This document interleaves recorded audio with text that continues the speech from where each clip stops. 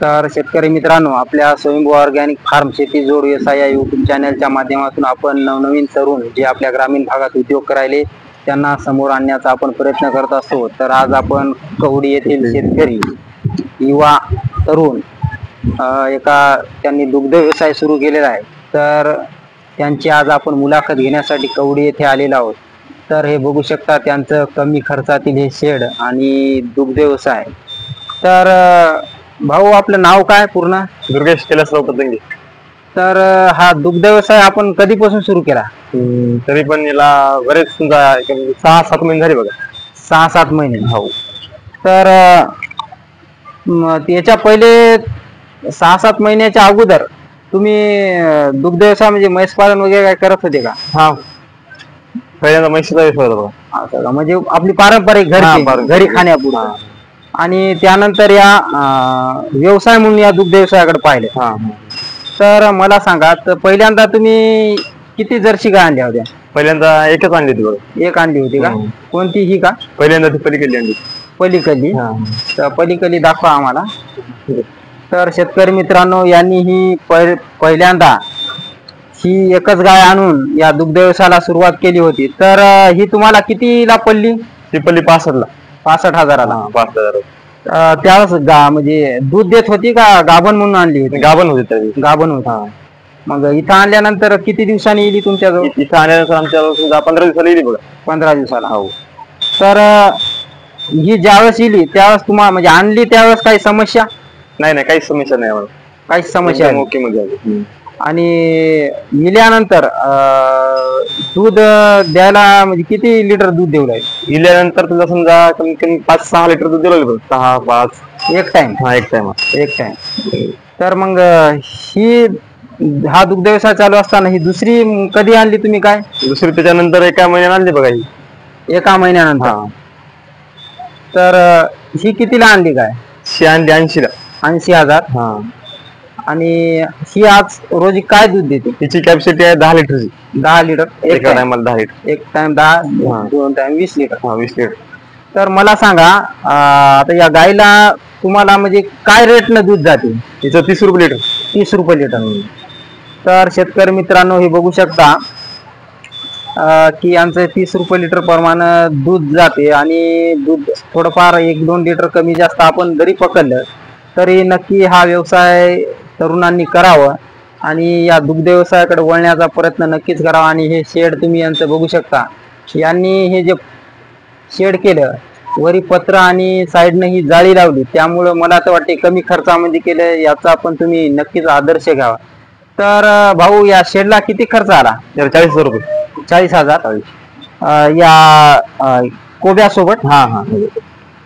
गव्हाणी वगैरे समजा आलं त्याच्यात. तर शेतकरी मित्रांनो, या शेडला तुम्ही बघू शकता हे गव्हाणी आणि खाली कोबा केलेला आहे. आणि पूर्णतः मलमूत्र जाण्यासाठी त्यांनी तिकडं उतार काढलेला आहे. तर हे पूर्ण 40,000 झालेलं आहे. आणि हे जुनं शेड पहिलं आहे का? हे पहिलं आहे जुनं.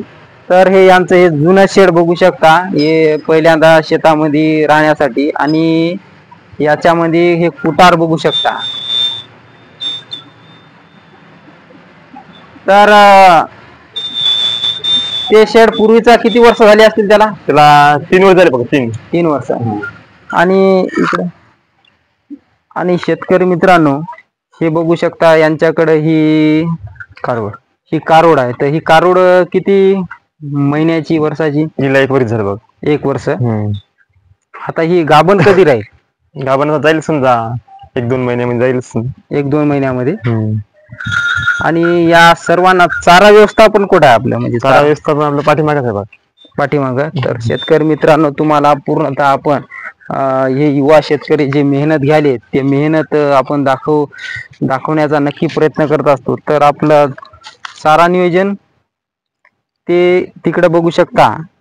इतक्या दूर यांचं हे गजरा गवत आहे. आणि तिथून हे टाळक्या पण आहे का? हे टाळक्या पण. आणि ते इथपर्यंत आणून हे जनावरांना कुट्टी मशीन तर आपल्याकडे नाही. तर मग हे अशा प्रकारे तुकडे करता का? तर हे बघू शकता शेतकरी मित्रांनो, यांच्याकडं कुट्टी मशीन जरी नसली तरी आपल्यामध्ये जिद्द आणि चिकाटी पाहिजे. आणि या चिकाटीच्या जोरावर आपण काहीतरी करू शकतो. नाही तर आपण प्रत्येक तरुण हे समस्या सांगत असतो की बा आमच्याकडं कुट्टी मशीन आहे, दुग्ध व्यवसाय असताना हे करावं ते करावं. तर तुम्ही ज्यावेळेस दुग्ध व्यवसाय करताना त्यावेळेस तुम्हाला पण असं वाटलं नाही का बुवा की लय झगमगाटच करावं, तर म्हणजे आणि आपलं या पद्धतीने करावं, तर प्रेरणा कुठून घेतली होती काय? प्रेरणा घ्यायचं कसं आहे, कसं कमी खर्चापासून हळूहळू सुरुवात केली तर आपण करू शकतो बघा.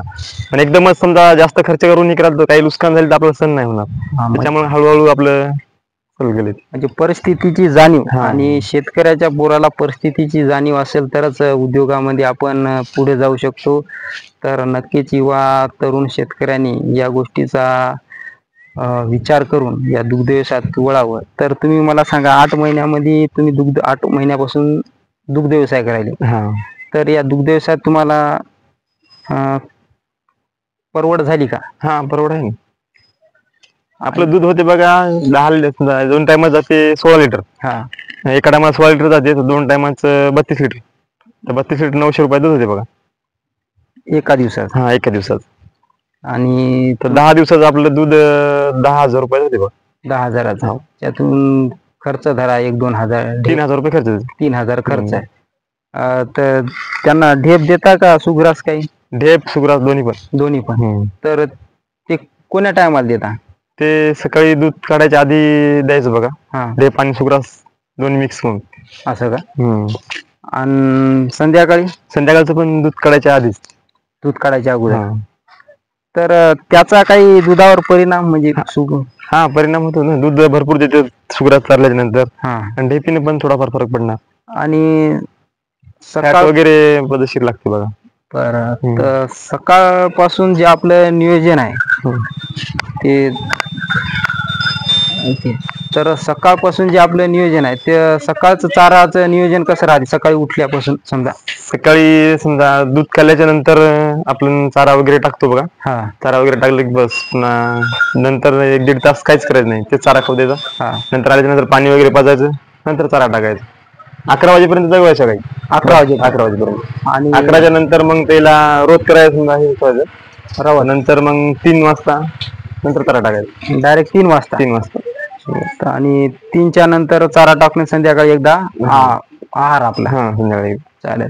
तर शेतकरी मित्रांनो, जर असं नियोजन केलं तर नक्कीच आपण दुग्ध व्यवसायामध्ये आपल्याला परवडू शकतो. आणि शेतीला जोड व्यवसाय म्हणजे आपल्याला आपल्या खिशात पण पैसे राहतील आणि आपल्याला आर्थिक उन्नती होण्यासाठी अशा व्यवसायाकडे तुम्ही नक्कीच वळावं ही तुम्हाला अपेक्षा. आणि जर तुम्हाला काही माहिती असेल तर एकदा भाऊचं नाव, पत्ता आणि मोबाईल नंबर. तुमचं नाव? माझं नाव दुर्गेश कैलासराव पतंगे. Mobile number 7620200796. कवडी, तालुका कळमनुरी, जिल्हा हिंगोली. तर नक्की आपल्या भागातील या तरुणाला तुम्ही संपर्क करू शकता. आणि तुम्हाला जर, कारण दुग्ध व्यवसाय करताना आपण कुठेही आपल्या भागातील तरुण फसता कामा नये यासाठी नक्कीच तुम्ही यांना भेटा आणि माहिती विचारा. कारण आज आपल्या तरुणांची बरेच फसगत होत आहे. त्यामुळेच आपला प्रयत्न आहे की स्वयंभू ऑर्गॅनिक फार्म शेती जोड व्यवसाय या यूट्यूब चॅनलच्या माध्यमातून आपल्या भागातील आपल्या शेतकऱ्यांचे पुत्र जे व्यवसाय करायचे त्यांना पुढे आणण्याचा आपला प्रयत्न आहे. आणि त्यामुळेच आणि आपल्या शेतकऱ्यांच्या तरुणांची कुठं फसवणूक होऊ नये हा पण आमचा उद्देश आहे. तर यासाठी नक्कीच तुम्ही आपल्या स्वयंभू ऑर्गॅनिक फार्म शेती जोड व्यवसाय या यूट्यूब चॅनलला सबस्क्राईब आणि व्हिडिओला लाईक करा. जय जवान, जय किसान.